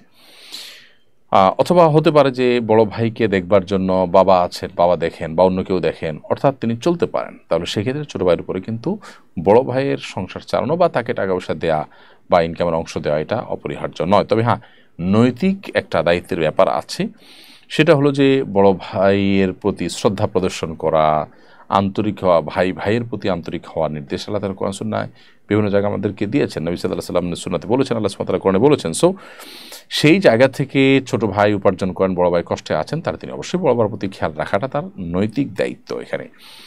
তো কষ্টের মাত্রার উপর নির্ভর করবে এই কর্তব্যের মাত্রাটা, অর্থাৎ যদি ভাইয়ের কষ্টটা থাকে সিরিয়াস পর্যায়ে, তাহলে ছোট ভাইয়ের উপরে কর্তব্য হবে সিরিয়াস পর্যায়ে, অর্থাৎ এটা ফরজ ওয়াজিব হয়ে যেতে পারে। কারণ আত্মীয় হিসাবে বড় ভাইয়ের প্রতি দেখভাল করা, তার খোঁজ খবর নেওয়া, তার ভরণ পোষণের ক্ষেত্রে সহযোগিতা করা, যদি তিনি চলতে না পারেন, নিজের ব্যবস্থা না থাকে, তাহলে ছোটো ভাইটা কর্তব্যের মধ্যে পড়বে। কিভাবে জীবন পরিচালনা করলে কবর থেকে শুরু করে আখিরাত অবধি কোনো আযাব হবে না? আমি ইতিপূর্বে অনেক পাপ করে ফেলেছি, এখন করণীয় কি? ভাই, এর জন্য আল্লাহ তাআলার কাছে তওবা নাসুহা খাঁটি অন্তরে তওবা করতে হবে যে আল্লাহ, আমি যা অপরাধ করেছি জীবনে আর কোনো অপরাধ করব না। আল্লাহ তাআলার কাছে ক্ষমা প্রার্থনা করে আপনাকে ফিরে আসতে হবে, খাঁটি অন্তর থেকে তওবা করতে হবে। তওবা করতে হবে তওবার সকল শর্ত পূরণ করে।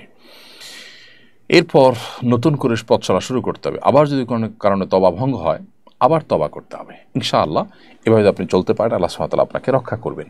আল্লাহর আযাব থেকে বাঁচার জন্য আল্লাহর ভয়ে সন্ত্রস্ত হয়ে চোখের পানি ফেলে আল্লাহর কাছে কেঁদে কেটে বিভিন্ন সময় দোয়া করতে হবে। গুনাহমুক্ত এবং জাহান্নামের আযাব থেকে মুক্ত থাকার জন্য যে দোয়াগুলো আছে, যেমন রব্বানা আতিনা ফিদ দুনিয়া হাসানা ওয়া ফিল আখিরাতি হাসানা ওয়া কিনা আযাবান নার, নবী সাল্লাল্লাহু আলাইহি ওয়াসাল্লাম সেখানে দোয়া আছে আল্লাহুম্মা আজিরনি মিনান নার। তো এই দোয়াগুলো আপনি বিশেষ করে পড়বেন এবং সকল গুনাহ থেকে বেঁচে থাকবেন। ইতিপূর্বে করা গুনাহ থেকে তওবায়ে নাসুহা বা খাঁটি অন্তরে তওবা করবেন, ইনশাআল্লাহ আল্লাহ তাআলা হেফাজতে রাখবেন। সুমন হাওলাদার আপনি লিখেছেন, আমি প্রতিদিন 2 ওয়াক্ত নামাজ পড়ি, আমার জন্য দোয়া করবেন, আমি যেন 5 ওয়াক্ত নামাজ পড়তে পারি। ভাই সুমন হাওলাদার, আপনার জন্য দোয়া রইল, আল্লাহ রাব্বুল আলামিন আপনাকে প্রতিদিন 5 ওয়াক্ত সালাত আদায় করবার সুযোগ এবং তৌফিক দান করুন। বিশ্ববিদ্যালয়ের বিভিন্ন কালচারাল প্রোগ্রামে শিক্ষার্থীদের নৃত্য বা ডান্স পরিবেশনকারীকে কি নর্তকী বলা যাবে বা নর্তকীর সাথে তুলনা করা যাবে? তাদেরকে নর্তকী বললে তারা নেতিবাচকভাবে নেন। নর্তকী মানেই তো নৃত্যকারী, অর্থাৎ যিনি নৃত্য করেন সেই নারীকে তো নর্তকী বলা হবে, আর নৃত্যকারী নারীকে তো নর্তকী বলা হয়। সো তিনি নৃত্য করেন, আবার তাকে নর্তকী বলে তিনি মন খারাপ করবেন, সেটার তো কোনো আসলে যৌক্তিক কারণ নেই। তবে যদি কেউ কোনো কথায়, কেউ কোনো উপাধিকে গালি মনে করেন, তো সেটা অ্যাভয়েড করা উচিত। এটা হলো জেনারেল কথা। বাট একজন মানুষ নর্তন করছেন, তিনি নৃত্য করছেন, তাহলে সেক্ষেত্রে তিনি নর্তনকারী বা নর্তকী, এই হিসেবে তার কাজের সাথে তার উপাধির এটা হুবহু মিল আছে। তারপরও একজন মানুষ গুনাহে লিপ্ত, তাকে আপনি দাওয়াত দিতে চান, তাহলে সেক্ষেত্রে তাকে যেই শব্দ বললে তিনি হার্ট হবেন বা শক্ত হবেন, কষ্ট পাবেন, সেই শব্দ না বলে তাকে অন্য কোনো শব্দ দিয়ে আপনি ভূষিত করলেন বা সম্বোধন করলেন, সেটা অবশ্যই দাওয়াতের কৌশল হিসাবে ভালো। অ্যাক্সিডেন্টের কারণে আমার পায়ে প্লাস্টার লাগানো হয়েছে, এটা ভেজানো যাবে না, এমত অবস্থায় গোসল ফরজ হলে কী করব? যে প্লাস্টার লাগানো আছে সেটা যেহেতু ভেজানো যাবে না, গোসল ফরজ হলে তার উপরে তার নিচের অংশকে খুব ভালো করে ধোবেন এবং এই অংশটাকে ভিজা হাত দিয়ে উপরে মুছে নেবেন, বাস তাহলেই হবে। এখন কতটা উপরে পানি দিলে তো এখানে চলে আসবে, তাহলে সেক্ষেত্রে হাত হলে এভাবে খাড়া করে রাখবেন, পা হলে ওইভাবে পজিশন করবেন যাতে করে ধুইতে গিয়ে যেন ব্যান্ডেজের ভিতরে পানি না যায়। তো ব্যান্ডেজের বাইরের যে অংশগুলো আছে সেগুলো আপনাকে ধুইতে হবে, আর ব্যান্ডেজের অংশটাতে সেই ভিজা হাত দিয়ে উপরে মুছে নিলেই চলবে, মাসা করে নিলে চলবে। শিবলি শেখ এআইডি থেকে আপনি লিখেছেন, আমার বিয়ে পড়ানোর সময় 3 নম্বর কবুল বলার সময় আমি অন্য শব্দ বলি, তখন হুজুর সেটা 3 নম্বর কবুল ধরে নেয়, এদিকে আমার বিয়ে সঠিক হয়েছে যেখানে 2 পরিবারের লোক উপস্থিত ছিল? কবুল একবারও যদি আপনি বলেন তাতেও আপনার বিবাহ বিশুদ্ধ হয়ে গেছে, অতএব আপনি এটা নিয়ে অরিড থাকার কোনো প্রয়োজন নেই। আমার ঠান্ডাজনিত সমস্যা আছে, ঠান্ডা পানি দিয়ে ওযু করলে সমস্যা হয়, তায়াম্মুম করা যাবে কি না? ভাই, ঠান্ডাজনিত সমস্যা যদি এই পর্যায়ের হয় যে ওযু করলে আপনি ভয়াবহ অসুস্থ হয়ে যান, এই অসুস্থ থেকে আর আরোগ্য লাভের কোনো উপায় থাকে না, মুমূর্ষ হয়ে যান এবং গরম পানিতেও আপনার কাজ হয় না, তাহলে সেক্ষেত্রে তায়াম্মুম করলে আপনার চলবে। সাধারণত এরকম পর্যায়ে যায় না, সাধারণত একটু কষ্ট হয়, হয়তো ঠান্ডা লাগে, তাহলে সেক্ষেত্রে আপনি গরম পানি ব্যবহার করেন, একটু কষ্ট করেন, তাহলে ওযু করতে পারেন। অর্থাৎ পানি ব্যবহার করার সক্ষমতা যতক্ষণ থাকবে, যে কোনো উপায় যতক্ষণ মতো ওপেন থাকবে ততক্ষণ তো আপনাকে পানি ব্যবহার করে উযু করতে হবে। যখন পানি ব্যবহার করে উযু করা সম্ভবপর হবে না কোনো কারণে, একদম নিরুপায় হয়ে যাবেন, তখন আপনি তায়াম্মুম করলে চলবে। এক মেয়ের সাথে আমার সম্পর্ক ছিল, বিয়ের পরেও সে কথা বলতে চায় আমার সাথে, স্বামী নাকি অনেক সমস্যা করে, সে এগুলো আমার সাথে শেয়ার করে, আমি কি তার সাথে এভাবে সম্পর্ক রাখতে পারবো? না, বিবাহের একজন মেয়ের সাথে বিবাহ আপনার হোক না হোক, তার বিবাহ হোক বা না হোক, বিবাহ বহির্ভূতভাবে সম্পর্ক করা আপনার জন্য উচিত নয়। এমনকি তার স্বামীর সমস্যা থাকলে সেটা তার অভিভাবককে বলবে, তার বাবা মাকে বলবে, ভাই বোনকে বলবে, এমন কাউকে বলবে যাদেরকে বলে সংশোধন হবে, সমাধান হবে। আপনাকে বললে সেটা আপনার যদি দুর্বলতা কাজ করে, সিম্প্যাথি কাজ করে, তাহলে এটা শয়তানি একটা ওয়াসওয়াসা, শয়তানের একটা রুট, যেটা দিয়ে আপনাকে সে গুনাহে লিপ্ত করতে চায়। বিধায় আল্লাহর ভয় এখান থেকে বেঁচে আসার চেষ্টা করতে হবে। বাসায় বিড়াল আছে, কদিন পর পর বাচ্চা হয়, এই জন্য আমাদের অনেক ঝামেলা হয়। আমরা চাই এটার প্রজনন ক্ষমতা বন্ধ করতে, করা যাবে কিনা? হ্যাঁ, পশু পাখির যদি এরকম সন্তান অতিরিক্ত হওয়ার ফলে আপনি তাদের জন্ম নিয়ন্ত্রণ করতে চান, প্রজনন ক্ষমতা বন্ধ করতে চান, সেটি জায়েজ আছে। কারণ মানুষের জন্য যেটি নিষেধ, এক্ষেত্রে পুরুষের ক্ষেত্রে সেটি নিষেধ নয়, কারণ মানুষের ক্ষেত্রে যে কারণটা রয়েছে এখানে সেই কারণটা কিন্তু নেই। মোর্শেদ আলম চৌধুরী আপনি লিখেছেন, ইচ্ছে করে কেউ গর্ভস্থ শিশু নষ্ট করলে কি গুনাহ হবে? অবশ্যই গুনাহ হবে। গর্ভস্থ শিশু নষ্ট করা আর মানুষ হত্যা করা একই কথা। আল্লাহ সুবহানাহু ওয়া তাআলা বলেছেন, ওয়াইদাল মাউউদাতু সুইলাত বিআইয়িযিম মিন কুতিলাত, মাতৃ গর্ভে থাকা সন্তানকে কেন হত্যা করা হলো, বা মেয়ে হিসাবে জন্ম গ্রহণকারী নারীকে কেন হত্যা করা হলো, কিয়ামতের ময়দানে যখন জিজ্ঞাসা করো, সেই কথা তোমরা স্মরণ করো, সেই মুহূর্তের কথা তোমরা স্মরণ করো। অতএব সন্তান গর্ভস্থ থাকলে তার মধ্যে যদি প্রাণ চলে আসে, হার্টবিট চলে আসে, তারপরে সেই সন্তান নষ্ট করা আর মানুষ হত্যা করা একই কথা। আর যদি হার্টবিট নাও আসে, তারপরেও কোনো যৌক্তিক বা আপনার একান্ত নিরুপায় হয়ে যদি এটা করে না লাগে, তাহলে সেক্ষেত্রে এইভাবে বাচ্চা নষ্ট করলে গুনাহগার হবেন সমস্ত উলামা কেরামের ঐক্যমতে। হিন্দু নারী দিয়ে বাসায় কাজ করানো যাবে কিনা? হ্যাঁ, অবশ্যই হিন্দু নারী বা অন্য ধর্মাবলম্বী নারীরা মুসলমানদের বাসায় কাজ করতে পারে। সেক্ষেত্রে অন্যান্য বাসায় মেয়েদের দিয়ে কাজ করাতে হলে শরিয়ার যে শর্তগুলো রয়েছে, বাসার পুরুষরা তাদের নজর হেফাজত করবেন, পর্দা পরিপূর্ণভাবে করবেন, এই বিষয়গুলো যদি মেনটেন করা যায় তাহলে সেটি জায়েজ আছে। দাঁতে ক্যাপ লাগানো হয়েছে, এর উপর দিয়ে কুলি করলে কি ওযু গোসল হবে? দাঁতে যদি ক্যাপ লাগানো হয়ে থাকে তাহলে সেক্ষেত্রে তার উপর দিয়ে ওযু গোসল করা যাবে, কুলি করে ওযু গোসল করা যাবে, কোনো অসুবিধা নেই।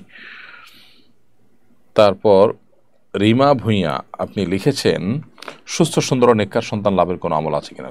সূরা ফুরকান ৭৪ নম্বর আয়াত পড়বেন, প্রসিদ্ধ দোয়া, যে দোয়াতে আল্লাহ তাআলা শিখিয়েছেন আমাদেরকে, রব্বানা হাব লানা মিন আজওয়াজিনা ওয়া যুররিয়াতিনা কুররাতা আয়ুন ওয়াজআলনা লিল মুত্তাকিনা ইমামা।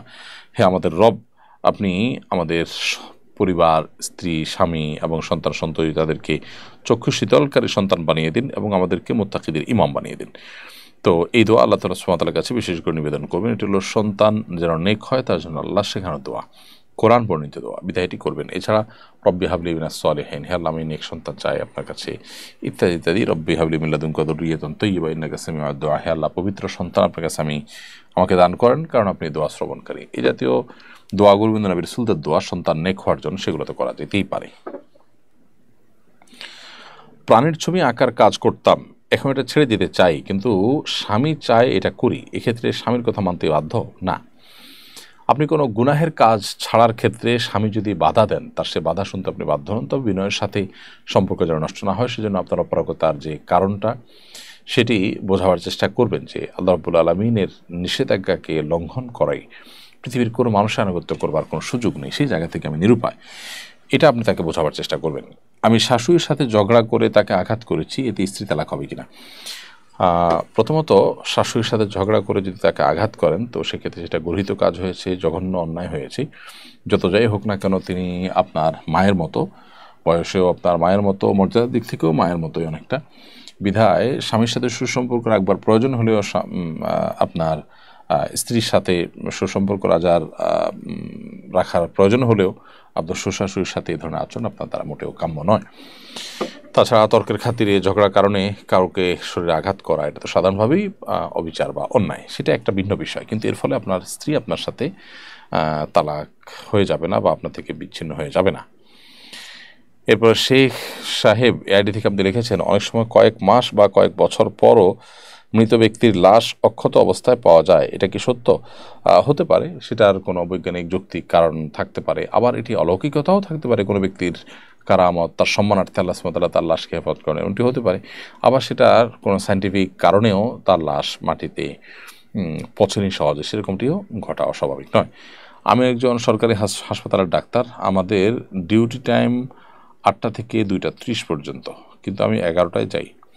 ঊর্ধ্বতন কর্মকর্তারা জানান, তাদের কোনো আপত্তিও নেই। এটা কি আমার জন্য জায়েজ আছে? একটা হচ্ছে ঊর্ধ্বতন কর্মকর্তারা কিছু বলতে পারছেন না, বলার কোনো সুযোগ নাই, সেটা। আরেকটা হলো যে তারা আপনার প্রতি খুব আন্তরিক, বন্ধুবান্ধবের মতো, অথবা এগুলো দেখেও তারা না দেখার ভান করে থাকেন, এটা তাদের ঢিলামের অংশ। এগুলো যদি হয় তাহলে সেক্ষেত্রে আপনার এই সুযোগ না জায়েজ হবে না। আর যদি আপনার কর্তৃপক্ষ তারা মালিক বা মালিকের রিপ্রেজেন্টেটিভ হন এবং প্রতিষ্ঠানের স্বার্থেই তারা এটাতে সম্মত যে হ্যাঁ আপনি এখানে কমপ্লিটলি করলেও চলবে, তাহলে সেটা ভিন্ন কথা। অর্থাৎ এখানে যারা ঊর্ধ্বতন কর্মকর্তা আছেন তারা, আপনি সরকারি হসপিটালের কথা বলেছেন, তারা দায় সারার ভাবের কারণে অথবা আপনার দুর্বলতার কারণে যদি তারা দেখেও না দেখার ভান করেন, তাহলে সেক্ষেত্রে তাদের এই মৌন অনুমতি বা অনুমোদন এটা আপনার ডিউটিতে সময় কম দেওয়াটাকে হালাল করবে না। আমার উপর যতটুকু ট্যাক্স আসে আমি তা আদায় করতে প্রস্তুত, কিন্তু উকিল বলেন আমরা আপনার ইনকাম কম দেখাবো, বিনিময়ে আমাকে এত টাকা দিবেন। আমি বেশি ট্যাক্স দিতে রাজি ছিলাম, কিন্তু ঘুষ দিতে রাজি ছিলাম না, তাই আমি এ দাবি প্রত্যাখ্যান করি। ফলে তারা আমার নামে বিভিন্ন মিথ্যা অপবাদ জড়িয়ে মিথ্যা মামলায় আমাকে ফাঁসিয়ে দেয় এবং আমার কাছে বড় অঙ্কের টাকা দাবি করে। বাধ্য হয়ে আমি তাদেরকে টাকা দিই। এতে কি আমার গুনাহ হবে? না, আপনার গুনাহগার হবেন না, বরং আপনি আল্লাহ তাআলাকে সবের ভাগীদার হবেন, কারণ আপনি হারাম থেকে বাঁচার জন্য সংগ্রাম করেছেন, চেষ্টা করেছেন। অবশ্য আপনি একটু কৌশলী হয়ে চেষ্টা করলে হয়তো আপনার এই পরিণতি হতো না। আমির হোসেন আপনি লিখেছেন, আমার বউ আমার মায়ের গায়ে হাত তোলে, ইন্না লিল্লাহ। আমার মা রাগ করে নিজের গায়ে আগুন লাগিয়ে দেয়। এখন আমার করণীয় কি? উল্লেখ্য আমার মায়ের কিছু দোষ ছিল। আপনার মায়ের যত দোষী থাকুক না কেন, স্ত্রী আপনার মায়ের গায়ে হাত তোলা, তার মার মর্যাদার সমান এরকম নারীর গায়ে হাত তোলা অবশ্যই তার অপরাধ হয়েছে। এক্ষেত্রে স্ত্রী যদি তার ভুল বুঝতে পারেন, তাহলে সেক্ষেত্রে ভবিষ্যতের জন্য তাকে সংশোধনের সুযোগ দিতে পারেন, তবা সুযোগ দিতে পারেন, এবং মায়ের কাছে উভয় মাপ চাইবেন এবং মায়ের দোষগুলোকে যেন হজম করেন, সহ্য করেন স্ত্রী, তাকে বোঝানোর চেষ্টা করবেন, কাউন্সিলিং করবেন যে বৃদ্ধ মানুষ, তারা অনেক কিছুই বোঝেন না, তাদের অনেক কিছুকে ক্ষমাসুন্দর দৃষ্টিতে দেখতে হয়, নিজেরাও একদিন বৃদ্ধ হব আমরা, এরা স্ত্রীকে বোঝানো যেতে পারে। আর মায়ের কাছ থেকে অবশ্যই ক্ষমা প্রার্থনা করতে হবে। উভয়ের যত মধ্যে দিল থেকে ক্ষমা করে না দেন, তত মধ্যে ক্ষমা চাওয়া অব্যাহত রাখতে হবে। বিয়ে হয়ে গেছে কিন্তু উঠিয়ে আনা হয়নি, এখন কি তারা অন্তরঙ্গ হতে পারবে? আগদ যদি হয়ে যায়, দুজন সাক্ষীর উপস্থিতিতে প্রস্তাব এবং সম্মতি যদি হয়ে যায়, তাহলে সেক্ষেত্রে উঠে আনা হলো কি হলো না তাতে কিছু আসে যায় না। তারা স্বামী স্ত্রী সুলভ আচরণ করতে পারে এবং অন্তরঙ্গ হতে পারে। বাবা মসজিদের জমি ওয়াকফ করেছিলেন, এটা মসজিদের দখলেও, এখন মেয়ে গরিব হওয়ায় চায় জমি ফিরিয়ে নিতে, মসজিদ কর্তৃপক্ষ কি ফেরত দিতে পারবে? বাবা যদি জমি দান করে গিয়ে থাকেন, তাহলে সেক্ষেত্রে সন্তান সেটা ফেরত দিতে পারবেন না। মসজিদে যদি চলে যায়, দান করে যান, ওয়াকফ করে যান, স্থায়ীভাবে দান করে দিয়ে যান, তাহলে সেক্ষেত্রে সন্তান সেটাকে প্রত্যাহার করবার অধিকার বা সুযোগ নেই। সেকেন্ড হ্যান্ড মোটর সাইকেলের মিটার কম দেখিয়ে বেশ দিন চলা বাইক কম চলেছে দেখিয়ে বিক্রি করা যাবে কিনা? না, অবশ্যই এটা প্রতারণা, এটা গুনাহ। নবী সাল্লাল্লাহু আলাইহি ওয়াসাল্লাম বলেছেন, মান গাশশা ফালাইসা মিন্না, যে ব্যক্তি প্রতারণা করে কাউকে, সে ব্যক্তি আমার উম্মত নয়। সেজন্য একজন মুসলমান তিনি এই ধরনের প্রতারণা করা, চালাকি করা, এটা কখনো তার জন্য জায়েজ হতে পারে না। বিধায় এই ধরনের হারাম থেকে আমরা বেঁচে থাকার চেষ্টা করব। মৌসুমি এর থেকে আপনি লিখেছেন, আমি মানুষকে অনেক ধোঁকা দিয়েছি, আমাদের খেয়াত করছি, এখন কি আল্লাহ আমাকে মাফ করবেন? অবশ্যই আল্লাহ তাআলা মাফ করবেন। তবে যাদের আমাদের খেয়াত করেছেন, যদি আর্থিক আমানত হয় বা সম্ভ্রমগত মর্যাদা রক্ষা না করে যে আমানত নষ্ট করা সেটা হয়ে থাকে, তাহলে সেক্ষেত্রে আপনি সংশ্লিষ্ট ব্যক্তির কাছ থেকে মাপ চাইবেন, আল্লাহর কাছে মাপ চাওয়ার পাশাপাশি আল্লাহ তাআলা অবশ্যই ক্ষমা করবেন। আর যদি সেরকম বিষয় না হয়, যে মানুষের কাছে ক্ষমা চাওয়ার মতো না হয়, তাহলে সেক্ষেত্রে আল্লাহ সুবহানাহু ওয়া তাআলার কাছে খাঁটি অন্তরে তওবা করবেন এবং আমানত যেগুলো খেয়ানত করেছেন সেগুলো ব্যাক করবার কোনো ওয়ে থাকলে আপনি সেই চেষ্টা করবেন। আমার বাবা মারা গেছেন, ভাইয়েরা বলছেন 40 দিন না গেলে সম্পদ বন্টন করা ঠিক নয়, এর আগে নাকি বাবার আত্মা আসা যাওয়া করে, বাড়ি নাকি 40 দিন না গেলে পবিত্র হয় না, এটা কি সঠিক? এটা ভুল কথা। বাড়ি পবিত্র হওয়ার প্রশ্ন আসবে কেন? বাবা মারা গেছেন মানে কি বাড়ি অপবিত্র হয়ে গেছে? এটা সম্পূর্ণ কুসংস্কারের জন্য কথা। আর 40 দিন পর্যন্ত বাড়িতে আত্মা আসা যাওয়ার কথা, মন গড়া কথা, এর কোনো ভিত্তি কোনো বিশুদ্ধভাবে বর্ণিত হয়নি। বিধায় এই 40 দিন পরে তারপর বাবা রেখে যাওয়া প্রত্যেকটা সম্পদ বন্টন করতে হবে মর্মে কথা সঠিক কোনো কথা নয়, বরং বাবা মারা যাওয়ার পর সেদিনই সম্পদ বন্টন হলেও সেটা দোষের কোনো বিষয় নয়। সজীব ইসলাম জয়, আপনি লিখেছেন, আমি অল্প বয়সে বিবাহ করেছি, এর জন্য আমাকে এলাকার মানুষ অনেক বাজে কথা বলে, অথচ আমার পরিবার আমাকে তাদের ইচ্ছা বিয়ে দিয়েছেন।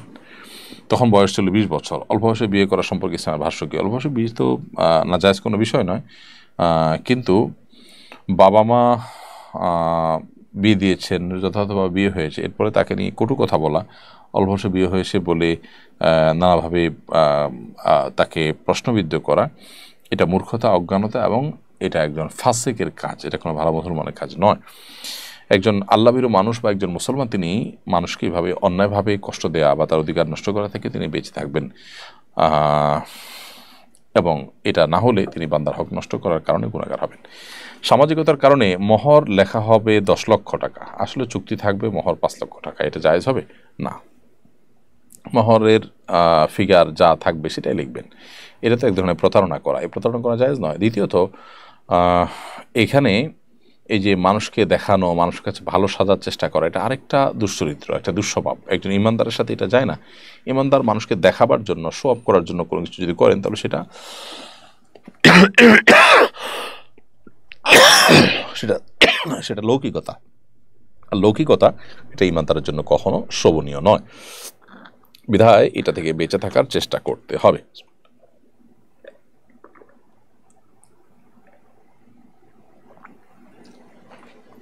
এরপরে প্রশ্ন হলো, জাকাতের মূল্য নির্ধারণ করার পরে আমাদের ঘরে থাকা পুরাতন কাপড় জাকাত হিসাবে দিলে আদায় হবে কিনা?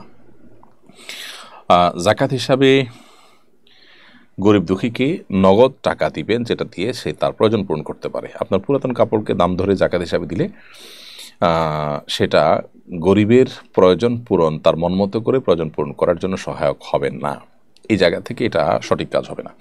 আমাদের মসজিদে এসি, আমার সমস্যা থাকায় মসজিদের স্বাভাবিক নামাজ পড়তে পারি না, মাস্ক পড়তে হয়, এটা জায়েজ হবে কিনা? হ্যাঁ, যদি ঠান্ডাজনিত সমস্যা আছে, অন্যদের এসি লাগে, আপনার এসিতে অসুবিধা হয়, সেই কারণে আপনি মাস্ক পরা লাগলে সেটা জায়েজ আছে। আমার হাজব্যান্ড ডাক্তার, বিভিন্ন ওষুধ কোম্পানির পক্ষ থেকে তিনি গিফট পান, এগুলো নাকি ঘুষের অন্তর্ভুক্ত, তাই এখন আমরা নেই না। কিন্তু আগে যেগুলো নিয়েছে ওগুলো কী করবো? আগে নিয়েছেন না জেনে, সেগুলো থাকলে ফেরত দিবেন, আর যদি না থাকে তাহলে ফেরত দিবেন। তাদেরকে যদি ফেরত দেওয়ার সুযোগ থাকে ভালো, নাহলে গরিব দুঃখীদেরকে দান করে দিবেন, নিজেরা ভোগ করবেন না। ওষুধ কোম্পানি যেগুলো দিয়ে থাকে সেগুলো উৎকর্ষ, ওগুলো গ্রহণ করা জায়েজ নাই। ডাক্তারদেরকে যেগুলো তারা দিয়ে থাকে, হ্যাঁ, স্যাম্পল হিসাবে দিয়েছে, নতুন কোনো কিছুর সাথে পরিচিত হওয়ার জন্য কোনো মেডিসিন দিয়েছে, সেই মেডিসিনটা নতুন বের হয়েছে, সেটা ভিন্ন কথা। আমার কাজিন অভাবগ্রস্ত, তার স্বামী ধনী, কিন্তু স্বামী তার খোঁজ খবর রাখে না, এমনকি ভরণ পোষণ ঠিকমতো দেয় না, তাকে কি আমি জাকাত দিতে পারবো? হ্যাঁ, অবশ্যই আপনি তাকে জাকাত দিতে পারবেন, যদি তিনি অভাবী হয়ে থাকেন, দরিদ্র হয়ে থাকেন, ফকির হয়ে থাকেন, তার যদি কিছু না থাকে। আমি একটা কোম্পানিতে কাজ করি, আমার অফিসিয়াল ডিউটি 6টা পর্যন্ত, প্রতিদিনের কাজ নির্ধারিত, অনেক সময় বিকেল 3টার দিকে আমার কাজ শেষ হয়ে যায়, এরপর পুরো ফ্রি হয়ে যাই। এ সময় যদি আমি অন্য কারো কাজ করে দেই তবে কি তা জায়েজ হবে? আপনি যে কোম্পানিতে কাজ করছেন সেখানে 6 ঘন্টা যে আপনার সময়, সেই 6 ঘন্টা আপনাকে পূরণ করতে হবে। এই সময়ের পর আপনি যা খুশি করতে পারেন, কিন্তু ওই সময়ের মধ্যে যদি কোম্পানির কাজ নাও থাকে, ওই সময় আপনি অন্য কোনো কাজ করে না জায়েজ হবে। তবে হ্যাঁ, আপনার কোম্পানিরই অন্য কোনো এমপ্লয়ের অন্য কোনো কাজ করে দিয়েছেন, এটা কোম্পানিরই কাজ, তাহলে সেটা না জায়েজ হওয়ার কথা নয়। ইমামের সাথে নামাজ আদায়ের সময় দেখা যায় আমার দরুদ শেষ হওয়ার আগেই তিনি সালাম ফিরিয়ে ফেলেছেন, এক্ষেত্রে করণীয় কি? দ্রুততার সাথে দরুদ যদি শেষের দিকে থাকে শেষ করে সালাম ফিরাবেন, আর যদি শেষের দিকে না থাকে তাহলে যে কোনো একটা জায়গায়, মানে ফুল স্টপ দেওয়ার মতো জায়গায় স্টপ দিয়ে সালাম ফিরিয়ে ফেলবেন। সজীব ইসলাম জয় লিখেছেন, মুসাফা করার পর বুকে হাত দেওয়ার বিধান কি? অনেকে এটা করতে দেখা যায়। মুসাফার সাথে বুকে হাত দেওয়ার কোনো সম্পর্ক নেই, মুসাফা করেছেন, শেষ হয়ে গেছে, আলাদা করে বুকে হাত দেওয়ার দরকার নেই। তারপরও আপনি কারোর প্রতি ভক্তি প্রকাশের জন্য আলাদা একটু বুকে হাত দিলেন, সেটা হলো একান্ত আপনার নিজস্ব ব্যাপার, সেটাকে মুসাফার পাঠ বা ইবাদত মনে করলে বেদাত হবে।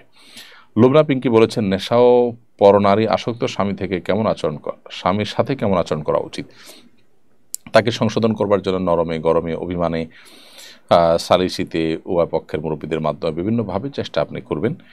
আর আচরণ আপনি তার সাথে গালমন্দ করা বা শরিয়ার সীমানা চলে যায়, লঙ্ঘন হয়ে যায়, এরকম করে আচরণ করার জন্য জায়েজ নয় কোনো অবস্থাতেই। আর তাকে সংশোধনের জন্য চেষ্টা তো আপনি অব্যাহত গতিতে চালিয়ে যাবেন, সেটা তো আছেই। এর পাশাপাশি মানুষ হিসাবে কিছুটা রাগান্বিত হওয়া, কিছুটা অভিমান করা, এটা তো অস্বাভাবিক নয়, সেটা আপনি করতে পারেন। তবে যদি তার সংশোধনের সম্ভাবনা না থাকে তাহলে তার থেকে আপনি তালাক বা বিচ্ছেদের পরিকল্পনা করার অধিকার আপনাকে শরীয়ত দিয়েছে। আমি একজন ডিভোর্সি মহিলা, আমার এক কলিগের সঙ্গে আমার সম্পর্ক হয়, এরপর আমরা আল্লাহকে সাক্ষী রেখে বিয়ে করি। সাক্ষী হিসেবে কোনো মানুষ ছিল না, আমাদের বিয়ে হয়েছে কিনা, না আমাদের বিয়ে হয়নি। বিয়ের ক্ষেত্রে সাক্ষী দুজন পুরুষকে হতে হবে, আল্লাহকে সাক্ষী রেখে বিয়ে বলতে কোনো বিবাহ নেই, এটা কোনো সঠিক বা বিশুদ্ধ কোনো বিবাহের পদ্ধতি নয়। মোহাম্মদ এজাজুল ইসলাম আপনি লিখেছেন, জামাতে 3 রাকাত নামাজ পেলাম এবং মনে না থাকা জামাতের সাথে সালাম ফেরালে করণীয় কি? জামাতের সাথে যদি আপনি সালাম ফিরিয়ে ফেলেন তারপরে মনে হয়, তাহলে সেক্ষেত্রে আপনি শেষে সিজদা সহ দিবেন, নামাজ হয়ে যাবে ইনশাআল্লাহ। আমার ছেলে সফরিতে গেলে ভিডিও করে, এতে কোনো সমস্যা আছে কিনা? একান্ত প্রয়োজন না থাকলে প্রাণীর ভিডিও ইত্যাদি অ্যাভয়েড করা উত্তম, তবে মৌলিকভাবে সেটাকে আমরা নাজায়েজ মনে করি না, যদি অন্য কারো প্রাইভেসি নষ্ট না করেন, গুনাহ হতে পারে এরকম কোনো কিছুর ভিডিও যদি না করেন। প্রিয় দর্শক, দেখতে দেখতে অনুষ্ঠানের একেবারে শেষ প্রান্তে আমরা চলে এসেছি, সময় হয়েছে বিদায় নেয়ার। বিদায় নিচ্ছি, আমাদের সঙ্গে থাকবার জন্য আপনাদেরকে ধন্যবাদ জানাচ্ছি। পরবর্তী লাইভ অনুষ্ঠানে আবার দেখা হবে। আল্লাহ তাআলা সে পর্যন্ত আমাদের সবাইকে ভালো রাখুন, নিরাপদে রাখুন, সুস্থ রাখুন। জাযাকুমুল্লাহ খাইর। আসসালামু আলাইকুম ওয়া রাহমাতুল্লাহি ওয়া বারাকাতুহু। আস-সুন্নাহ ফাউন্ডেশন।